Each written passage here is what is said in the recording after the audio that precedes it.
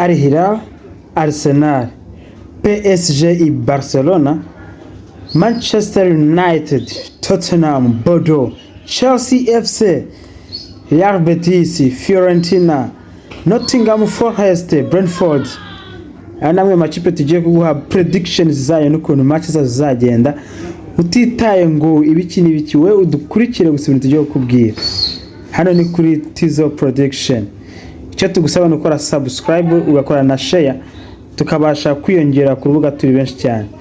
Tudatinze rero cyane duhere kuri no munsi wa kabiri muri UEFA Champions League. Ikipe ya Arsenal hari mu rugo iwayo Emirates iri bwakira ikipe ya PSG. Nkuko mubizi kandi nkuko mwabibonye Arsenal ikipe ikomeye cyane. Ubungubu isigaye ikanga irakubita ubungubu kugira ngo uyikure amanota ya bisaba kuba uzi ibyo urimo nawe. So kuri match Arsenal na PSG tukaba twabazaniye ikintu cy'uko Arsenal iri butsinde cyangwa inganye. Ni double chance gutsinda cyangwa kunganya.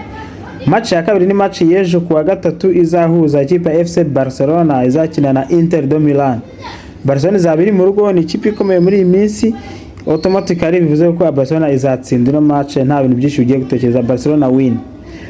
Match ya gatatu tugiye kugura ni match yo kuwa kane aho ikipe ya Nottingham Forest izaba yakiriye ikipe ya Brentford.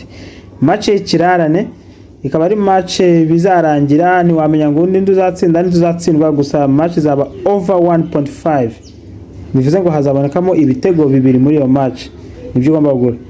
Indi match rero kuwa kane ayo Atletico Bilbao izakira ikipe ya Manchester United.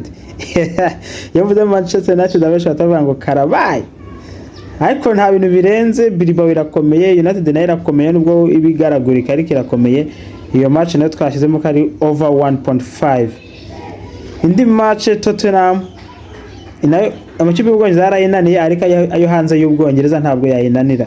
Aho ni muri Conference League aho Tottenham izakina ikipe ya Bordeaux. Bikaba bivuga Tottenham izatsinda biri easily izatsinda byoroshye cyane. Indi match ni ikipe ya Jurgarden izakira ikipe ya Chelsea. Bigaragara Chelsea irakomeye irushanwa rya Conference ntaga rwego rwayo kabisa. Hano Chelsea irani beaten nta no kunganya amakipe yagiye kubita no kuri no match Chelsea izatsinda byoroshye cyane. Chelsea win. Match ya nyuma twabazane ubungubu ni match nayo kuwa kane Real Betis izakina ikipe ya Fiorentina. Betis Fiorentina. Nibyumvise nawe tugira ubwo uravuga ati aho ngaho ni mutubeshe twumve, ariko nago tuba tubabeshe. Ubundi tuvuga tuba tubizi twakoze ibyegeranyo twakoze ubushakashatsi. Niyo mpamvu match ngiyi tukuza twabwira ati ni over 1.5. Ibitego bibiri bizabonekamo byoroshye cyane. Fiorentina saa yagutsinda igitego na Betis saa yagutsinda igitego. Yeah, that is why you say over 1.5.